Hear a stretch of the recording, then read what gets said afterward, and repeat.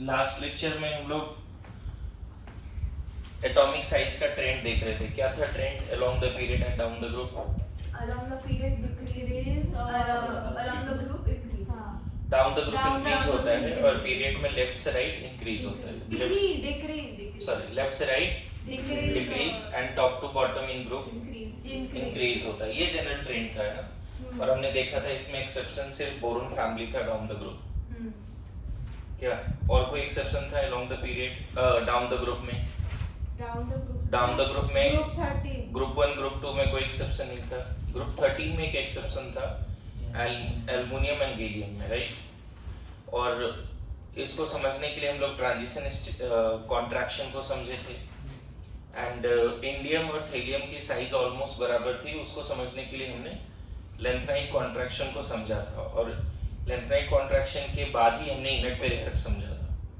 याद आ रहा है? तो एक बार फिर से लेंथनाइट कॉन्ट्रैक्शन बताओ क्या होता है जल्दी। एनीवन बोलो। अनन्या, लेंथनाइट कॉन्ट्रैक्शन जल्दी। नहीं, ट्राई तो करो अभी। सर हेलियम में जो वैलेंस शेल है उससे पहले जो पेनिट्रेट शेल होता है उसमें F और D जो शेल्स है वो कंप्लीटली फिल्ड है, पर उसका जो शील्डिंग एबिलिटी है वो बहुत पुअर है, जिसके कारण Z इफेक्टिव बढ़ जाता है, अट्रैक्शन बढ़ जाता है और साइज जो होता है वो छोटा हो जाता है।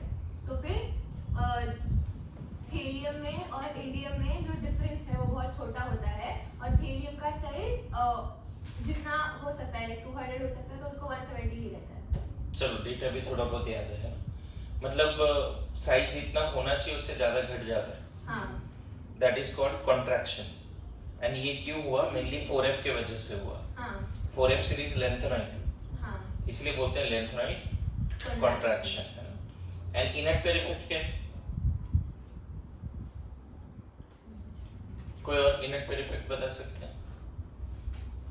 किसके लिए है, क्या है, उसका एप्लीकेशन क्या है? 2-3 क्वेश्चन भी बताया था। हाँ, उधर लास्ट बेंच बताओ इनर पेयर इफेक्ट जल्दी। क्या पढ़ के बोलो।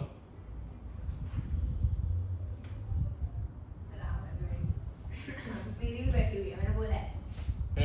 इधर कोई इनर पेयर इफेक्ट यस समझा पाएगा? सर इनर पेयर इफेक्ट में जैसे अगर ये वैलेंस इलेक्ट्रॉन अगर वो ये +4 आयन बन सकता है, +4 आयन का टैंक बन सकता है, तो जैसे जैसे डाउन द ग्रुप जाते हैं हम लोग जो लास्ट वाला इलेक्ट्रॉन होता है, सॉरी एलिमेंट होता है, उसकी जो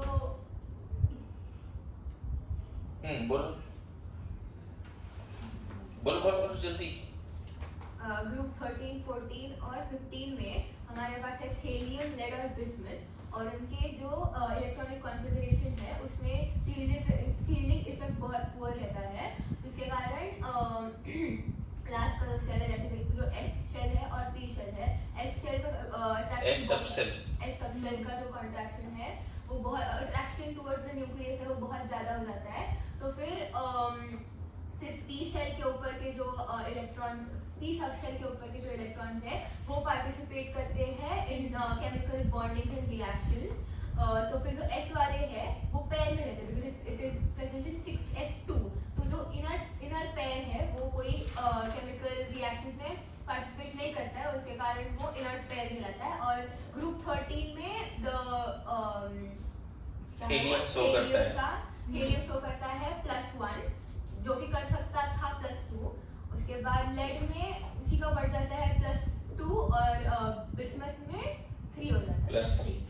देखो the 6s electron will behave as inert। Exactly participate नहीं करता है ऐसा मत बोलो, लेस टेंडेंसी फॉर पार्टिसिपेशन, मतलब मे पार्टिसिपेट आल्सो। और कल ये होमवर्क दिया था आपको कि इनर पेयर इफेक्ट पे 10 क्वेश्चन जो ऑलरेडी आ रखा है वो टास्क भी था कि उसको देखिए। जैसे कि मैंने बोला था due to inert pair effect PbBr4 does not exist, PbI4 does not exist. तो उस तरह के बहुत सारे क्वेश्चंस हैं, जैसे सिंपल TLCl और TLCl3 कौन ज्यादा स्टेबल है? TLCl है ना, down the group Tl+1 show करेगा rather than +3.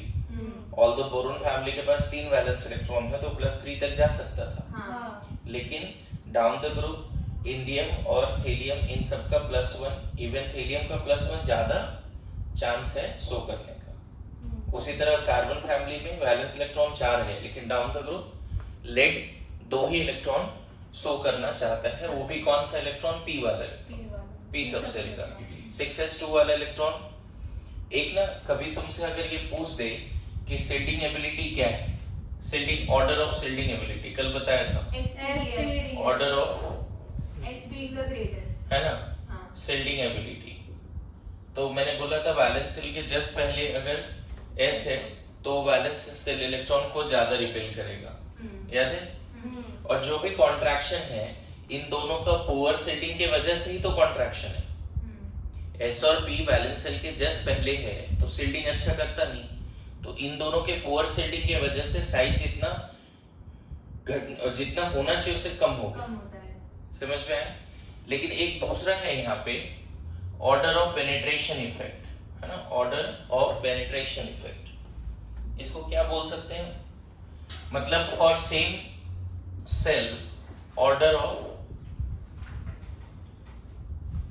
पेनिट्रेशन इफेक्ट, ये भी ना आंसर SPDEF ही है, कभी कभी पूछ देता है ऐसा, इसका भी आंसर यही है, फॉर सेम सेल। अब ये मैं समझा देता हूँ, फॉर सेम सेल। इसमें एक बात याद रखना, for same shell S subshell is more closer to the nucleus. मतलब यहाँ शिल्डिंग की बात नहीं हो रही है। अगर तुमसे बोले कि 2s एंड 2p में कौन पास है न्यूक्लियस का, या which is more penetrating towards the nucleus, तो 2s। मेरी बात समझे? 3s 3p 3d में which is more penetrating towards the nucleus, मतलब ज्यादा। इन दोनों में बात नहीं कर रहे, फॉर सेम सेल लिखा है, दिख रहा है? सेम सेल में SPDF में कौन न्यूक्लियस के ज्यादा क्लोज है? 3s।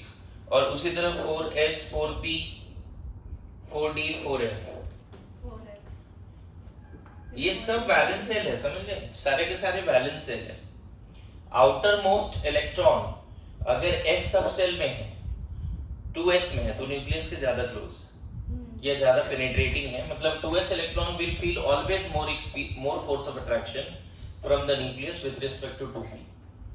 Similarly 3s electron always feel more attraction with respect to 3p electrons and followed by 3d electrons. मान लो 4s 4p 4d 4f सब में इलेक्ट्रॉन है, तो 4s electron is going to experience more attraction from the nucleus. तो दोनों order same है, लेकिन यहाँ जज्बात अलग है, यहाँ अलग है।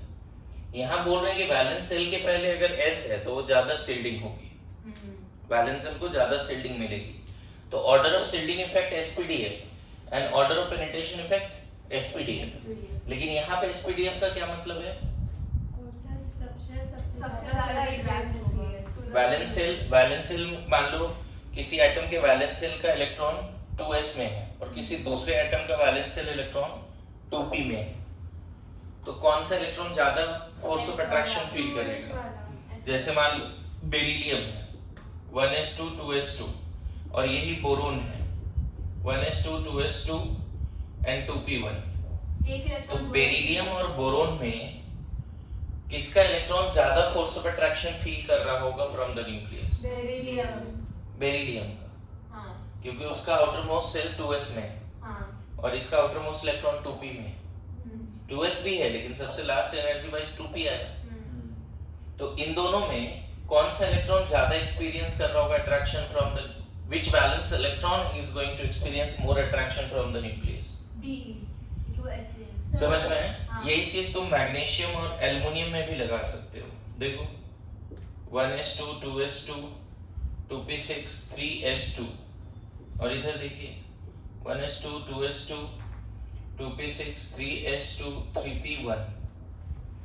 आपसे पूछा जाए कि मैग्नीशियम से इलेक्ट्रॉन निकालना डिफिकल्ट है या एल्युमिनियम से, मैग्नीशियम से निकालना नहीं, अभी जो पेनिट्रेशन इफेक्ट बताया है उसके हिसाब से आंसर करो।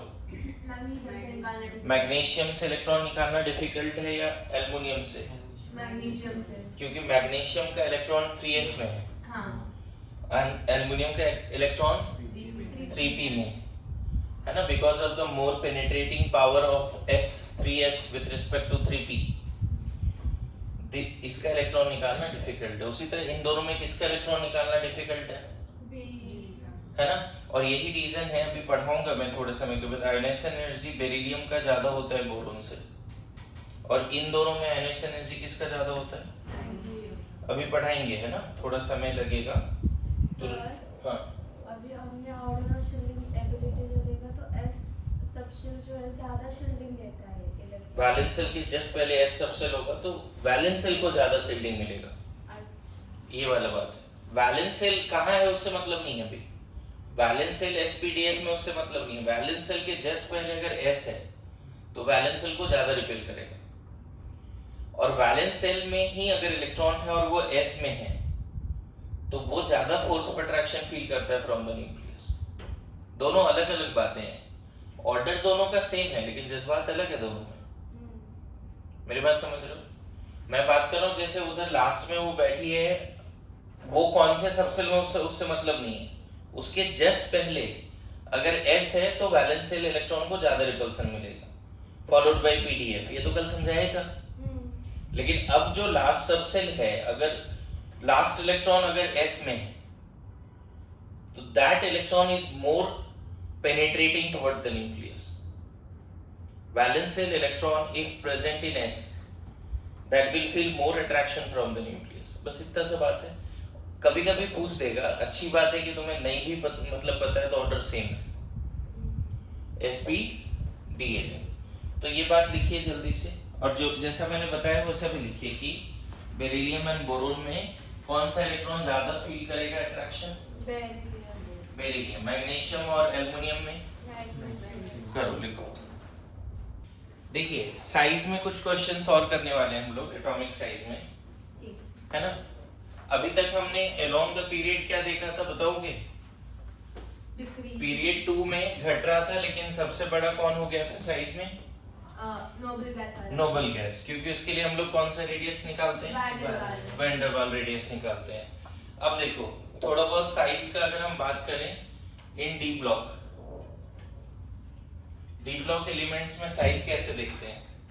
जैसे अगर 3D सीरीज का अगर बात करें, 3D सीरीज, इसको फर्स्ट ट्रांजिशन सीरीज भी बोलते हैं, है ना। Scandium, titanium, vanadium, chromium, manganese, iron, cobalt, nickel, copper, zinc. Size का ट्रेंड अलोंग द पीरियड क्या होना चाहिए बताओ? अलोंग द पीरियड रिड्यूस होना चाहिए। Along the period size decrease. तो इसके हिसाब से सबसे बड़ा साइज ये थर्ड ग्रुप में आता है, ये थर्ड ग्रुप में आता है, फोर्थ फिफ्थ वो 12th ग्रुप में आता है। अलोंग द पीरियड साइज क्या होना चाहिए 3D सीरीज का? घटना चाहिए। सबसे छोटा साइज क्या होना चाहिए? जिंक होना चाहिए। बोलो कोई डाउट है इसमें? लेकिन साइज का जो एक्चुअल वैल्यू है डी ब्लॉक में, मैं डेटा एनसीईआरटी से लिखने जा रहा हूँ, ठीक है, और फिर ये एबनॉर्मलिटी क्यों है उस पर बात करेंगे। ओके, अगेन एक होमवर्क क्या है बच्चे, जो डीएनए ब्लॉक का एनसीईआरटी है उसका 5-6 पेज जब पीरियोडिक खत्म हो तो कोशिश करो कि 7 पेज इसका लाइनर बन जाना चाहिए, जैसे बायो में लाइनर बनते हैं। 7 पेजेस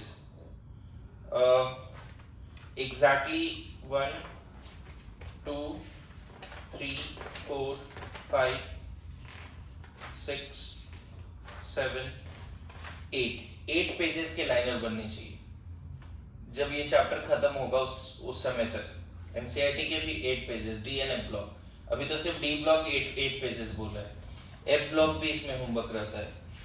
मतलब अभी रिपीटर बैच ने तो मत मान के चलो कि पीरियोडिक टेबल के साथ ही पी ब्लॉक और डी ब्लॉक खत्म किया है, और वो होमवर्क दिया था तो लोगों ने किया है अभी, है ना। उनके पास टाइम कम है तो वो अभी 12th का वेट नहीं कर रहे हैं कि 2 महीने 5 महीने बात करेंगे। अच्छा, रेगुलर ट्रेंड के हिसाब से सबसे छोटा साइज किसका होना चाहिए? जिंक का। और सबसे बड़ा साइज किसका होना चाहिए? स्कैंडियम का। Now we are all are metals, so we are going to write metallic radius, ठीक है? मेटालिक रेडियस का जो वैल्यू है इन सारे एलिमेंट्स का, जो पीरियोडिक टेबल में गिवन है 164 एंड देन वी हैव 147। घट रहा है? बोलो 135, 129। अभी तक तो सही है, बोलो। देखो एक बदतमीज एलिमेंट आ गया, मैग्नीज। रेगुलर ट्रेंड जो ज्यादा था उसको वायलेट किया, दिख रहा है? घट रहा था, लेकिन मैग्नीज ने उसको वायलेट कर दिया। बोलो आ रहा है समझ में? देन 126, 125, 125 अभी भी ठीक है, रेगुलर ही है। घट रहा है? ये इसको हटा दो तो अभी भी घट ही रहा है, देखो। लेकिन बीच में ये तीनों ऑलमोस्ट कांस्टेंट हो गया, रेडियस दिख रहा है? Iron, cobalt, nickel almost constant. Copper का जो डेटा है बच्चे यहाँ पे, ये 128 है और ये है 137। तो लग रहा है ये तीनों ने वायलेट कर दिया। जिंक का सबसे कम होना चाहिए था। जिंक का लेकिन जिंक का सबसे कम मतलब 124, 120 के आसपास होना चाहिए था। मतलब रेगुलर हो जाता अगर कॉपर मान लो 120 है और ये 150 है, लेकिन इन दोनों में देखो गड़बड़ है। तो आपको ये अलोंग द सीरीज ये क्यों है इसको याद करना पड़ेगा, डेटा नहीं, ऑर्डर। अब इसके पीछे लॉजिक जैसे याद करो, कल बोला था ना बोरोन फैमिली में एल्युमिनियम गैलियम के पास एक रीजन है। गैलियम को ट्रांजिशन कॉन्ट्रैक्शन फील हो रहा है, तो साइज जो है उसका एल्युमिनियम से बड़ा होना चाहिए 4 ऑर्बिट होने के बावजूद भी, लेकिन वो 135 था और एल्युमिनियम 3 ऑर्बिट है फिर भी वो 143। ये डेटा था, यस नो? यहाँ पे अगर हम ट्रेंड देखें तो हम ऐसा नहीं बोलेंगे कि एक्स्ट्राऑर्डिनरी वाइलेशंस है, रेगुलर ही है, 3 एलिमेंट ने उसको फॉलो नहीं किया। मेरी बात आ रही समझ में? तो होता क्या है, इसका लॉजिक क्या लिखोगे? डीएनए ब्लॉक में अगर ऐसा आ जाएगा तो इसका लॉजिक क्या लिखेंगे? तो हम यहां से यहां तक देखो, यहां से यहां तक इवन मैग्नीज को अगर हटा दें, यहां अलोंग द सीरीज आपको याद होगा जेड इफेक्टिव भी बढ़ता है और सिग्मा भी बढ़ता है। हमने देखो boron family, lithium, beryllium, boron, carbon, nitrogen, इन सब का सिग्मा और जेड इफेक्टिव दोनों का डेटा लिखा है मैंने नोट्स में। Down the group Z effective constant है, सिर्फ सिग्मा बढ़ रहा है, लेकिन अलोंग द पीरियड क्या था वो डेटा याद है? जेड इफेक्टिव भी बढ़ रहा था, सिग्मा भी बढ़ रहा था, याद है? जैसे लिथियम के लिए सिग्मा 1.7 था सिल्डिंग वाला, फिर बेरिलियम के लिए 2.05 समथिंग लाइक दैट। ऐसे एक बार वो डेटा देखना। तो बोला जाता है कि इन सब के केस में जेड इफेक्टिव डोमिनेट करता है शिल्डिंग से, इसीलिए साइज घटता है ना? इन तीनों के केस में जेड इफेक्टिव और सिग्मा एक दूसरे को काउंटर बैलेंस करता है, इसीलिए साइज ऑलमोस्ट कांस्टेंट है। न्यूक्लियर चार्ज बढ़ा बट शिल्डिंग भी बढ़ी, सच दैट दोनों एक दूसरे को बैलेंस कर लिया, इसलिए साइज में चेंज नहीं आया। इन दोनों के लिए ऐसा बोला जाता है कि सिग्मा डोमिनेट हो गया जेड इफेक्टिव से, लास्ट में थोड़ा सा सिग्मा ज्यादा हो जाता है, इसीलिए साइज थोड़ा लास्ट में एकदम रिपल्सन बढ़ जाता है। अब ऐसा हो क्यों रहा है, उसके पीछे एक और रीजन के पीछे रीजन है ना। इधर देख, अप टू दिस एलिमेंट्स, इन सब का कॉन्फ़िगरेशन जब लिखोगे ना, इलेक्ट्रॉनिक कॉन्फ़िगरेशन, तो आर्गन आएगा 3d125 आएगा, N4s2 आएगा क्रोमियम को छोड़ के। मतलब इन सारे एलिमेंट में डी में पेयरिंग नहीं हो रही है। मेरे बात समझ रहे हो? इन सारे एलिमेंट में डी में पेयरिंग नहीं हो रही। डी में पेयरिंग अगर नहीं है 3d में, तो पेयरिंग नहीं है तो रिपल्सन उतना ज्यादा नहीं। डी में पेयरिंग नहीं है तो रिपल्सन उतना ज्यादा नहीं है, जेड इफेक्टिव डोमिनेटिंग। बोला जाता है कि जैसे स्कैंडियम, टाइटेनियम, वेनेडियम इधर तक जाओगे, यहाँ से जैसे एक इधर शिफ्ट करोगे तो क्या होगा, डी में एक इलेक्ट्रॉन आएगा और न्यूक्लियस में प्रोटॉन भी तो आएगा। स्कैंडियम के पास 21 इलेक्ट्रॉन 21 प्रोटॉन है, टाइटेनियम के पास 22 इलेक्ट्रॉन और 22 प्रोटॉन है। फिर से समझना, स्कैंडियम और टाइटेनियम में जो एक एक्स्ट्रा इलेक्ट्रॉन और प्रोटॉन बढ़ा है उसके बारे में थोड़ा सोचो। इसका इलेक्ट्रॉन 3d1, इसका कैसा कॉन्फ़िगरेशन है 3d1 4s2, इसका कैसा 3d2 4s2, लाइक दैट ये कॉन्फ़िगरेशन है। गौर करना, अगर न्यूक्लियस में प्रोटॉन बढ़ता है और 3d में इलेक्ट्रॉन बढ़ता है, d में इलेक्ट्रॉन बढ़ने से उतनी अच्छी शिल्डिंग होती नहीं। d में इलेक्ट्रॉन बढ़ने से उतनी अच्छी, इधर फोकस, इधर है ना, एक इलेक्ट्रॉन स्कैंडियम का 3d में है जबकि टाइटेनियम के 3d में 2 इलेक्ट्रॉन। इलेक्ट्रॉन d में बढ़ रहा है, d में इलेक्ट्रॉन बढ़ने से, लेकिन न्यूक्लियस में प्रोटॉन भी तो बढ़ा है। जैसे यहां से यहां गए तो 21 इलेक्ट्रॉन प्रोटॉन स्कैंडियम के पास है, टाइटेनियम के पास 22 इलेक्ट्रॉन और प्रोटॉन है। जो एक एक्स्ट्रा इलेक्ट्रॉन प्रोटॉन बढ़ा वो कहां गया, टाइटेनियम का इलेक्ट्रॉन 3d में गया और टाइटेनियम का एक एक्स्ट्रा प्रोटॉन न्यूक्लियस में गया। 3d में उतना ज्यादा रिपल्सन होता नहीं, समझ में आ रहा है। जब तक d अनपेयर्ड है तब तक z इफेक्टिव डोमिनेटिंग है शिल्डिंग से, इसलिए साइज घटता जा रहा है। और ऐसे भी along the period z effective he dominate करता है। बोलो, अलोंग द पीरियड साइज क्यों घटता है?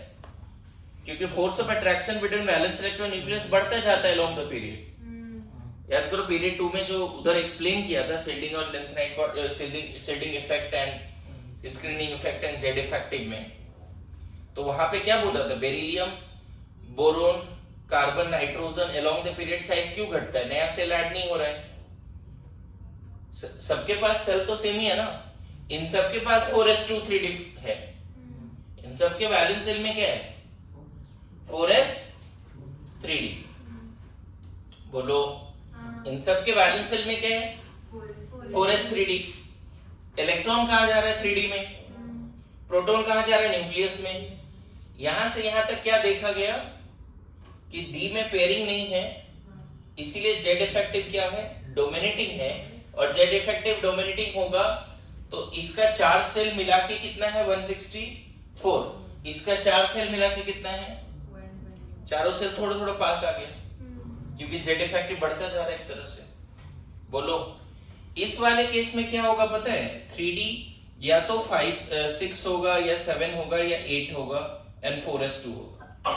बताओ, जैसे जैसे आयरन कोबाल्ट निकेल में जाओगे d में पेयरिंग शुरू हो जाएगा। बोलो यस और नो।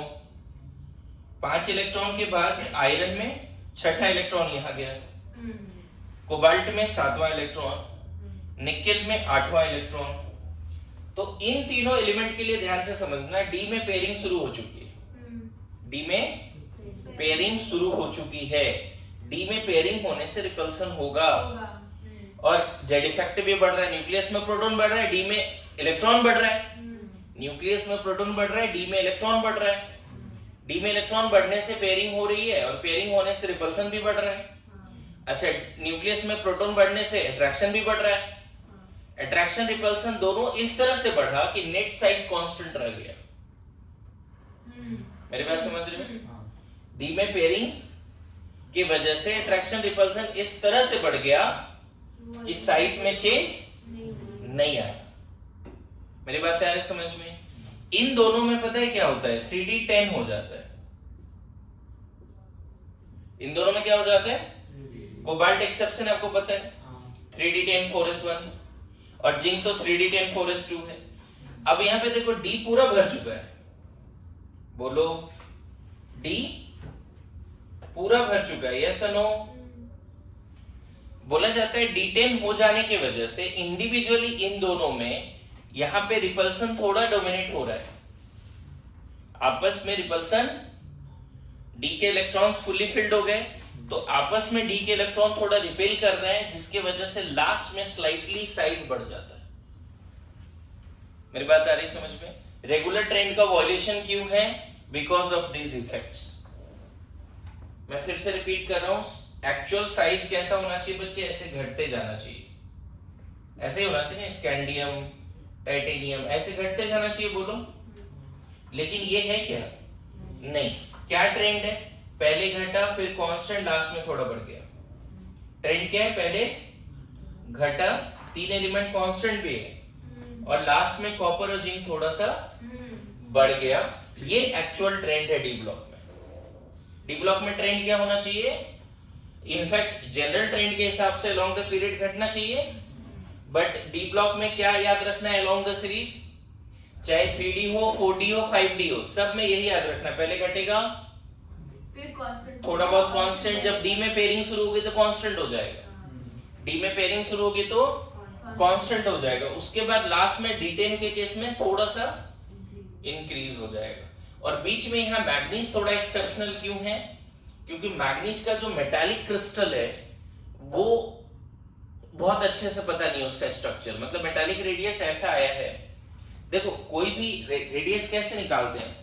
कोई मेटल के क्रिस्टल को आइडेंटिफाई करते हैं, उसमें ब्रैग्स इक्वेशन वगैरह लगाते हैं, तब रेडियस आता है। तो यहाँ पे मैग्नीज के बारे में ऐसा लिखा है, with the exceptions of zinc, cadmium, mercury and manganese, all other elements has a typical structure.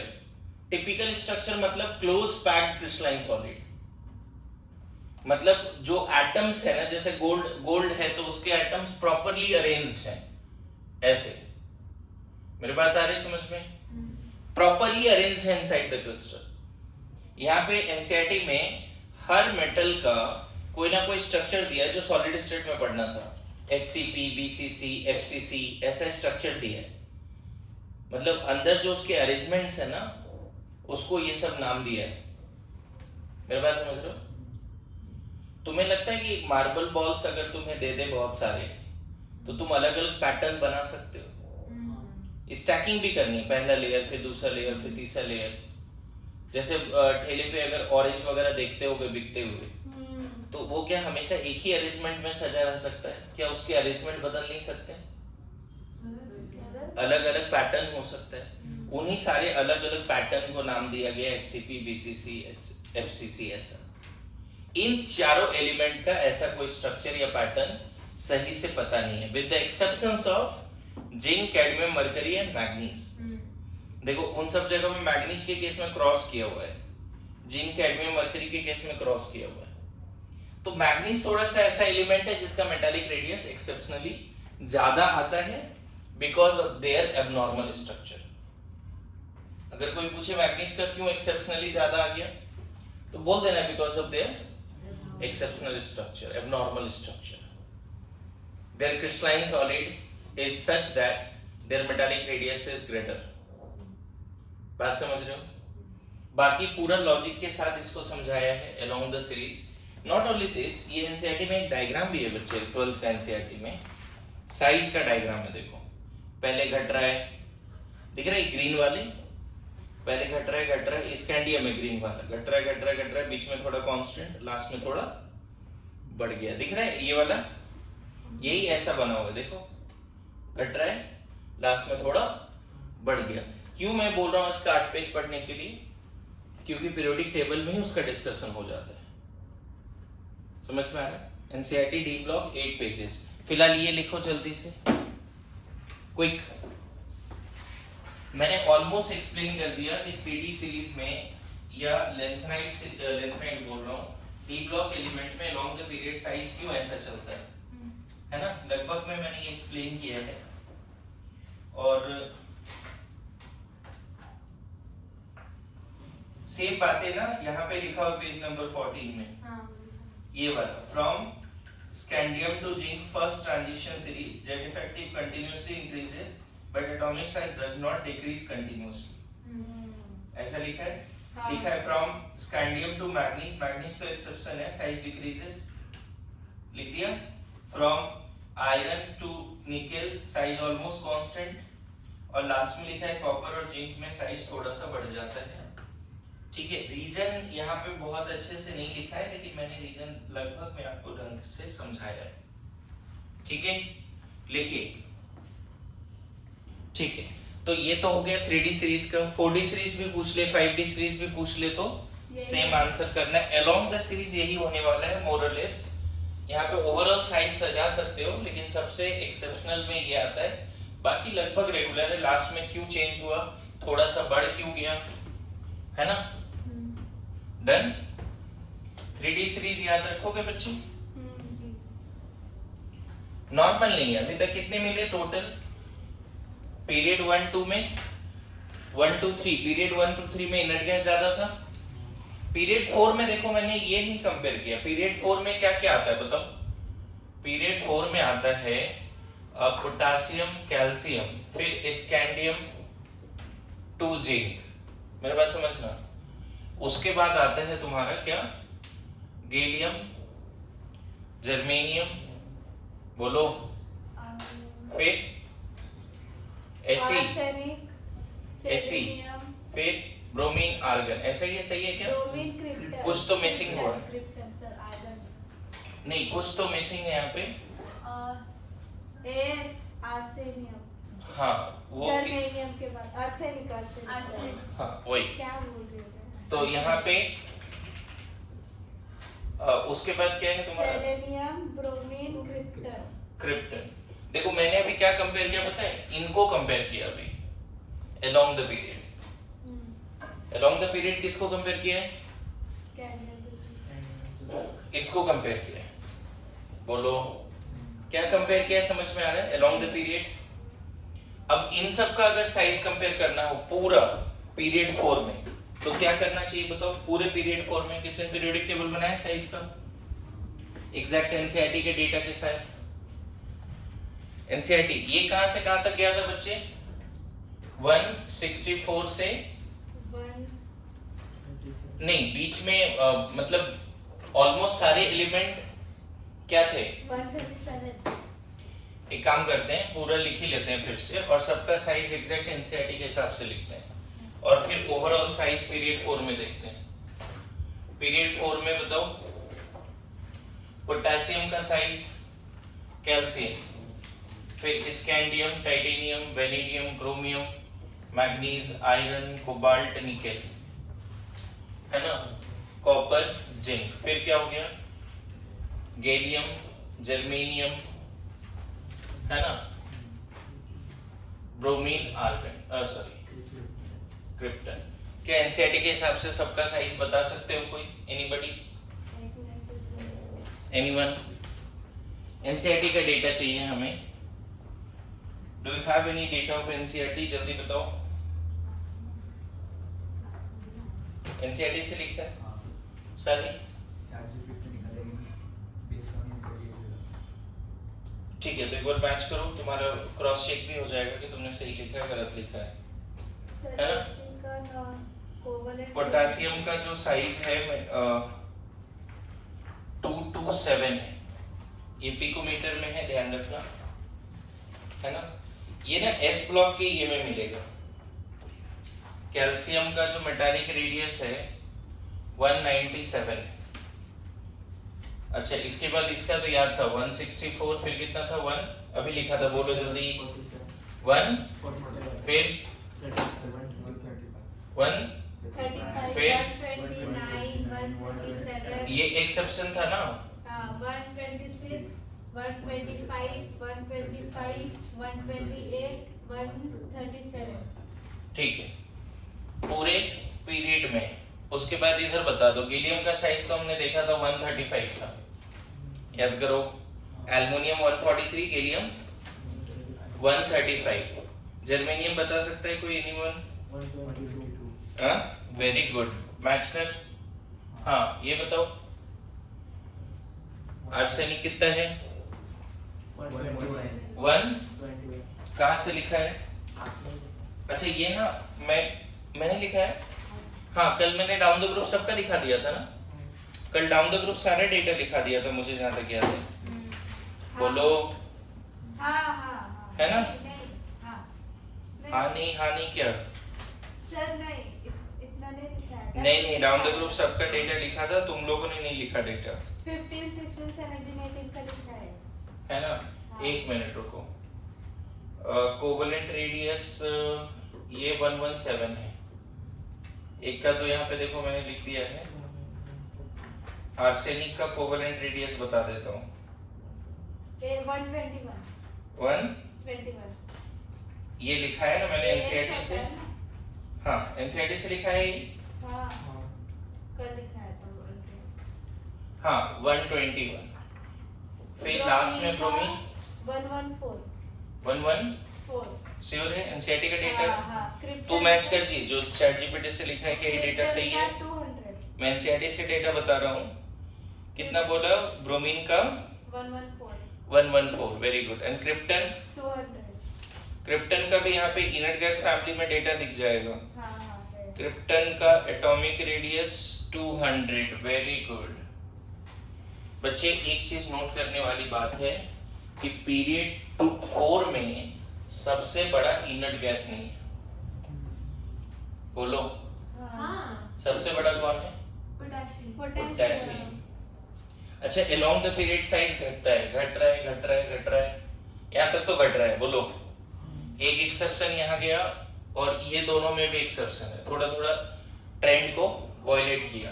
P block में एक्सेप्शन नहीं है, देखो इन दोनों में एक्सेप्शन है, पी ब्लॉक में एक्सेप्शन नहीं है, दिख रहा है ये वाला। अब मान लो तुम्हें डी ब्लॉक बीच से हटा दे, 3D सीरीज हटा दे, समझना ये 3D सीरीज अलग एक क्वेश्चन हो गया। सिर्फ इन सब का इलेक्ट्रॉन किस में 4s में और इन सब का इलेक्ट्रॉन 4p में और इसका लास्ट इलेक्ट्रॉन किस में जा रहा है 3D में। तो मान लो इधर का 2 और उधर का 6, इनका पूछ दिया साइज, तो साइज पीरियड 4 में S and P का क्या साइज है? पोटेशियम, फिर आ जाएगा क्रिप्टन, फिर कैल्शियम, उसके बाद नॉर्मल है, उसके बाद कैल्शियम, गैलियम।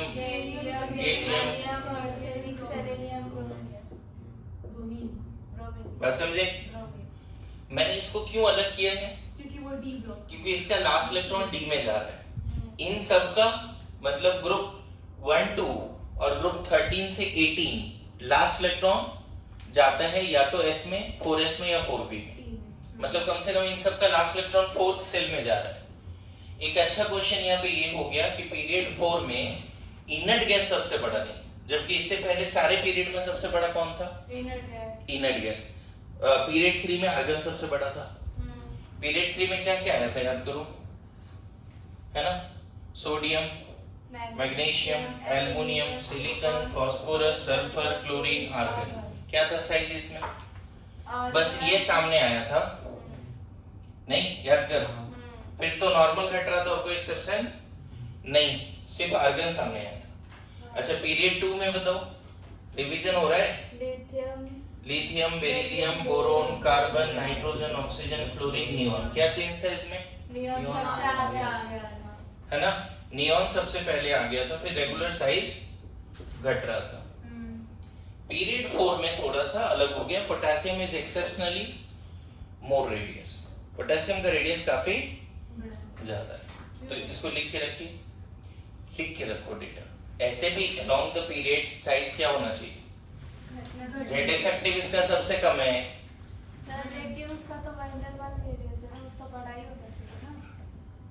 हाँ ट्रू है, लेकिन पोटेशियम का जो मेटालिक क्रिस्टल है उससे जो मेटालिक रेडियस निकल के आया, इसका ये वैल्यू है, बड़ा है वो, उसका ओरिजिनल साइज भी देखो बड़ा है। होता क्या है, मेटालिक रेडियस वगैरह जो है वो मेटालिक क्रिस्टल के अंदर से आता है निकल के। जैसे अचानक से मैग्नीज थोड़ा ज्यादा हो गया क्योंकि उसका मेटालिक क्रिस्टल उस तरह से था, उसी तरह पोटेशियम थोड़ा ज्यादा हो गया क्योंकि उसका मेटालिक क्रिस्टल उस तरह से। It is not always like that कि वैन डेर वाल्स रेडियस हमेशा बड़ा हो। कोई एटम है जिसके पास 7-8 ऑर्बिट है और कोई इनर्ट गैस है उसके पास 2 ऑर्बिट है, तो क्या हम बोलेंगे उसका वैन डेर वाल्स है तो इसीलिए वो 7-8 ऑर्बिट से भी ज्यादा होगा? नहीं। और भी चीजें हैं ना, मेरी बात समझ रहे हो? अच्छी बात है कि डेटा एनसीईआरटी के हिसाब से लिखा है। अब बता, जो चैट जीपीटी से डेटा लिखा था एग्जैक्टली यही है कि कुछ अलग है? एग्जैक्ट एक में एक सेकंड कोई डेटा वेरी कर रहा है कि एनसीईआरटी से मैंने लिखा है? नहीं, ये गलत आ गया वो कौन सा? वो एसई वाला सेलेनियम का सेलेनियम होता है 170 वो हाँ 117 दिया है। 117 किसका दिया हुआ है? सेलेनियम मैंने 117 लिखा है ना, एनसीईआरटी में 117 ही है, हाँ और तुम कितना लिखे थे? 116 ठीक है ना, बहुत ज़्यादा अंतर नहीं है, ऑलमोस्ट सब सही लिखा है उसने फिर तो। 116 117 ठीक है। सब डेटा तुमने क्या कमांड दिया था एनसीईआरटी से बताओ? ठीक है चलो लिखो लिखो। नाउ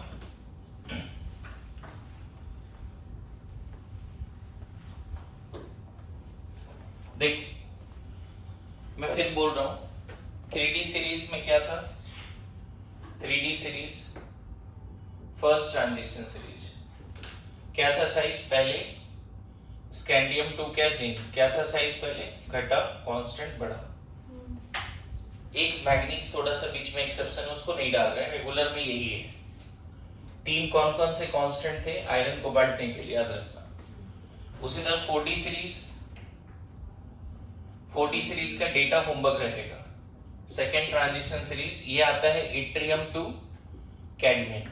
जैसे मैंने 3D सीरीज का डेटा लिखा उसी तरह इसका डेटा लिखना है, और मुझे नहीं लगता इसमें भी ये ऑर्डर वायलेशन होगा।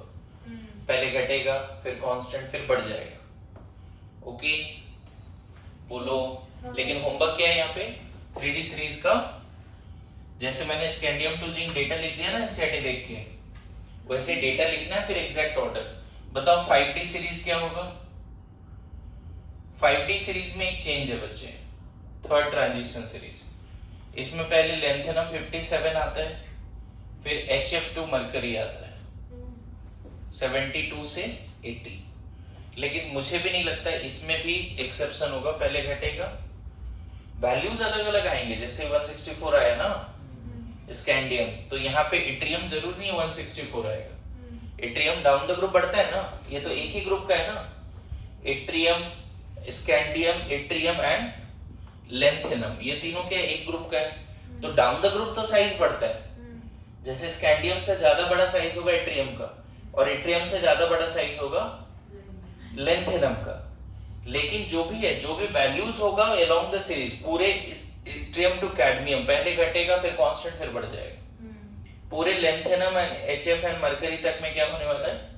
और ये मैंने भी एनसीईआरटी का डेटा भी दिखाया था, हर सीरीज का जो एग्जैक्ट वैल्यू है वो एग्जैक्टली सेम है बच्चे, है ना? जो ये बताया था ना, देखो सब में वैसे ही ट्रेंड है, दिख रहा है? ग्रीन घट रहा है, कांस्टेंट बढ़ गया, है ना? ब्लू घट रहा है, घट रहा है, घट रहा है, कांस्टेंट बढ़ गया। रेड घट रहा है, घट रहा है, घट रहा है, कांस्टेंट बढ़ गया। तो होमवर्क क्या है? इनका डेटा मेटालिक रेडियस निकालना है। समझ में आया? अभी मैंने क्या डिस्कस किया? डी ब्लॉक को अलोंग द सीरीज डिस्कस किया।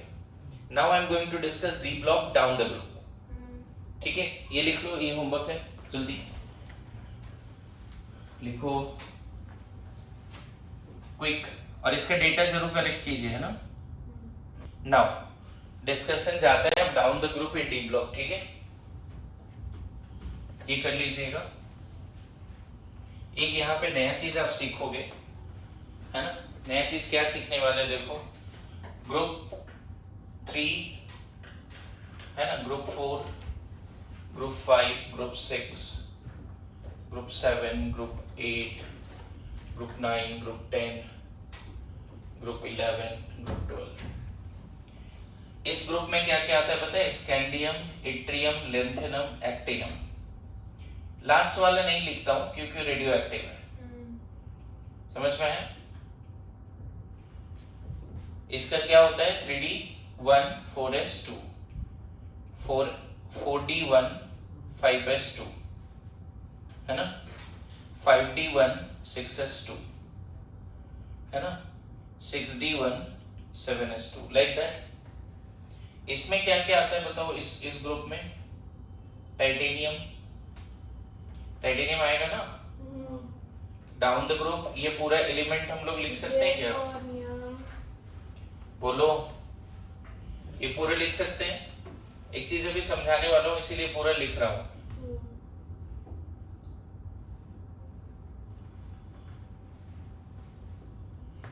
इधर तो हमें पता ही है इधर क्या क्या लिखना है।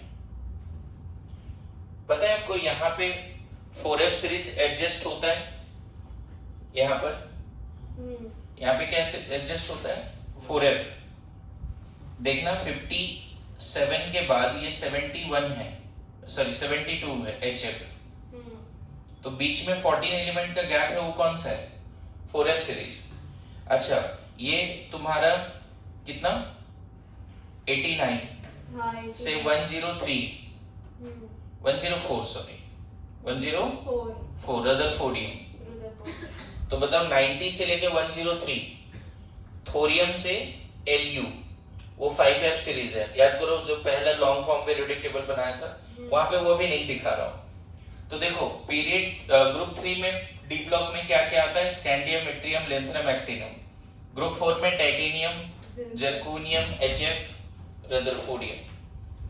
इसी तरह से ये तो पूरा लिख ही देंगे हम लोग, है ना? Vanadium, chromium, manganese, iron, cobalt, nickel, copper, zinc. मैं फिर बताऊं, अलोंग द सीरीज हमने डिस्कस कर दिया है। अभी मैं क्या डिस्कस करने जा रहा हूं, है ना? Size down the group in D block. समझ में आ रहा है? ये भी डिस्कशन का पार्ट है। मैं बताऊं, इन सब में साइज में कोई एक्सेप्शन नहीं है। रेगुलर ट्रेंड क्या बोलता है? साइज बढ़ता है और इन सब का साइज बढ़ रहा है, इसमें एक्सेप्शन नहीं है। ग्रुप 3 में साइज क्या होगा बच्चे बताओ? स्कैंडियम सबसे छोटा, yttrium, lanthanum, actinium. In fact actinium radioactive है, वो नहीं भी करोगे तो चलेगा। ग्रुप 3 में कोई एक्सेप्शन नहीं, डाउन द ग्रुप साइज बढ़ता है और साइज बढ़ रहा है। लेकिन ग्रुप 4 में, अच्छा ग्रुप 4 में बताओ सबसे छोटा कौन होना चाहिए? टाइटेनियम। इसको हटा दो, इन तीनों में क्या होना चाहिए साइज का ट्रेंड? सबसे छोटा ये, फिर ये, फिर ये होना चाहिए। बोलो।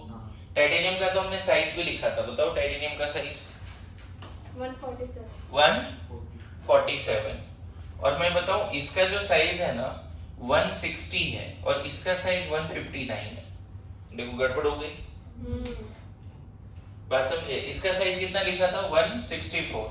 इट्रियम का किसी को याद है साइज? बता एक बार डेटा देख के जल्दी से, रफली तो होगा, कुछ ना कुछ बता दे।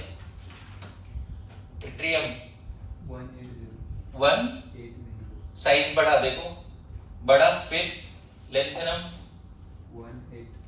187। देखो यहाँ एक्सेप्शन नहीं है बच्चे, डाउन द ग्रुप बढ़ रहा है और बढ़ ही रहा है, दिख रहा है 164, 180, 187 बढ़ रहा है, बढ़ रहा है, बढ़ रहा है। इधर देख क्या दिख रहा है? बढ़ा, लेकिन फिर क्या हो गया? मेरी बात आ रही समझ में? आपको क्या करना है? एक टेबल बनाना है, इसमें सबका साइज लिखना है फिर से, जैसे मैंने रेड में लिखा है। अब मैं समझाने जा रहा हूं ग्रुप 4 में एक्चुअल में क्या होना चाहिए बताओ? एक्चुअल में टाइटेनियम सबसे छोटा, फिर जेडर और HF होना चाहिए। बोलो। ये लास्ट वाला नहीं लिख रहा हूं रदरफोर्डियम, लेकिन ये नहीं है। ग्रुप 4 में ऐसा नहीं है। फिर से रिपीट कर रहा हूं, ग्रुप 4 में जेडर और HF बड़ा होना चाहिए, लेकिन देख रहे हो HF जो है जेडर से एक छोटा है, मतलब ये ऑलमोस्ट बराबर है। एक्चुअल ट्रेंड क्या है ग्रुप 4 का? एक्चुअल ट्रेंड टाइटेनियम छोटा जरूर है, जेडर और HF ऑलमोस्ट बराबर है। अब देखो इसके पास 5 ऑर्बिट है, इसके पास 6 ऑर्बिट है, इसके पास 5 ऑर्बिट है, इसके पास 6 ऑर्बिट है, फिर भी ये दोनों बराबर है। मेरी बात समझ रहे हो क्या पूछ रहा हूं? इसके पास 5 ऑर्बिट है, इसके पास 6 ऑर्बिट है, फिर भी ये दोनों बराबर है। वाई? तो लॉजिक देखो क्या है। एंड सेम लॉजिक इधर भी जाने वाला है। सेम लॉजिक पीरियड 4D और 5D के लिए जाने वाला है। सीखने के अंदाज में बैठो प्लीज। 4D 5D में भी सेम लॉजिक जाने वाला है।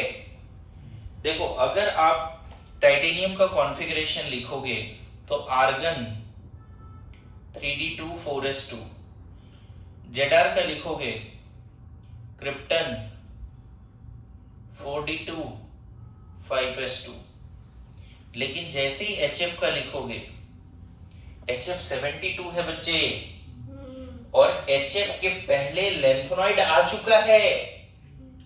HF के पहले कौन आ चुका है? देख रहे हो 57 से 72, बीच में 14 एलिमेंट का गैप है। मेरे बात समझ? 72 का अगर कॉन्फ़िगरेशन लिखना है तो जेनोन लिखना पड़ेगा। 4f14 पहले भरना पड़ेगा 5d2 6s2। अब देखो समझ में आएगा। वैलेंस सेल के जस्ट पहले क्या है 4f14 है। अब थोड़ा याद करो जो आज बताया left right contraction. Valence shell के जस्ट पहले इन दोनों बताओ क्या अंतर है कॉन्फ़िगरेशन में। ZR और HF में दिख रहा है कि ZR के केस में वैलेंस सेल के पहले फुल्ली फिल्ड F नहीं है, लेकिन HF में क्या दिख रहा है वैलेंस सेल के पहले फुल्ली फिल्ड F सबसेल है। अब बताओ फुल्ली फिल्ड F सबसेल की सील्डिंग एबिलिटी क्या होती है, बहुत ही पुअर होता है। Shielding ability off fully filled F subshell is very poor. Shielding अगर इसका बहुत अच्छा नहीं है तो क्या मतलब 6 ऑर्बिट होने के बाद भी साइज क्या हो गया, मेरी बात समझ में आ रहा है। देखो ZR और HF वही जो एल्युमिनियम गैलियम में था ना वैसा ही डिफरेंस है, बट वहां नाम था ट्रांजिशन कॉन्ट्रैक्शन, यहाँ नाम है लेंथनॉइड कॉन्ट्रैक्शन। ये दोनों बराबर क्यों हैं, इसके पीछे लॉजिक है लेंथनॉइड कॉन्ट्रैक्शन। मेरी बात आ रही है समझ में, क्या बोला। डाउन द ग्रुप इसमें कोई एक्सेप्शन नहीं है, क्योंकि मैं बताऊं इनका कॉन्फ़िगरेशन लिख के देखोगे ना, इन सब में किसी भी एलिमेंट के वैलेंस सेल के पहले फुल्ली फिल्ड F नहीं आएगा, लेंथेनम में भी नहीं आएगा। लेंथेनम के बाद आता है फुल्ली फिल्ड F। मैं बताऊं इसके बाद जितना भी एलिमेंट है ना 5D में HF, फिर इसके बाद जो भी एलिमेंट है सबके पास लेंथनॉइड कॉन्ट्रैक्शन है। 5D में क्योंकि HF का तुम कॉन्फ़िगरेशन लिखो या उसके बाद वाले हर एलिमेंट का कॉन्फ़िगरेशन लिखो, सबके पास क्या है, सबके पास क्या है F सबसेल फुल्ली फिल्ड है। देखो इसके बाद क्या क्या एलिमेंट आ रहा है, टेक्टेनियम, टंगस्टन, Re, ऑस्मियम है ना, IR, PT, गोल्ड, मरकरी। मैं बताऊं ये सारे एलिमेंट के वैलेंस सेल के पहले 4f है। क्या है 4f है। और इन सब में है ना ZR, NP, मॉलिब्डेनम, टंगस्टन, नहीं टेक्नीशियम, हाँ टेक्टेनियम, RH, फिर PD, सिल्वर, कैडमियम। मैं फिर रिपीट कर रहा हूँ, सब मैंने लिख ही दिया है, लास्ट वाला नहीं लिखोगे चलेगा। इन सब में जो लॉजिक की वजह से इन दोनों का साइज बराबर है, उसी लॉजिक की वजह से इन दोनों का भी बराबर होगा। मेरे बात समझ रहे हो, उसी लॉजिक की वजह से ये सब बराबर हो जाएगा। और यही रीजन है बच्चे, एनसीईआरटी में एक डायग्राम जो बनाया है उसको देखो और you will appreciate that diagram. क्यों अप्रिशिएट करोगे मैं बताता हूँ। देखो 4D और 5D साथ में चल रहा है, दिख रहा है, गैप नहीं है। ब्लू और रेड साथ में चल रहा है, 4D 5D साथ में चल रहा है, समझ में आ रहा है। तो एक्चुअल में ग्रुप 4 टू ग्रुप 12 क्या साइज का ट्रेंड होना चाहिए, 3D सीरीज वाला स्कैंडियम टू जिंक जो है सबसे छोटा तो होगा, but 4D and 5D approximately क्या होना चाहिए इक्वल। 3D में ये सब आ गया, 4D एंड 5D ऑलमोस्ट क्या होना चाहिए, सेम होना चाहिए। मेरी बात समझ में आ रहा है। मैंने पहले अलोंग द सीरीज बताया था, अलोंग द सीरीज क्या था, पहले घट रहा है कांस्टेंट फिर बढ़ा। अभी क्या बता रहा हूँ, down the group for D block, down the group for D block. मेरी बात आ रही है समझ में, क्या एक्सप्लेनेशन चल रहा है बोलिए। कोई पूछे ZR HF का साइज ऑलमोस्ट क्यों सेम है, किसके पास लेंथनॉइड कॉन्ट्रैक्शन है, कॉन्फ़िगरेशन के साथ लिखा है। 5D series having 6 orbit, 4D series having 5 orbit, all those size same। क्योंकि हमारे पास F subshell 5D series direct बोलो, 5D series एलिमेंट के पास लेंथनॉइड कॉन्ट्रैक्शन, इन सब के पास क्या है, इन सब के पास लेंथनॉइड कॉन्ट्रैक्शन है, जिसके वजह से 6 ऑर्बिट होने के बावजूद भी साइज 5 ऑर्बिट के बराबर है, दैट इज 5D के बराबर है। मेरी बात आ रही समझ में, लिखो।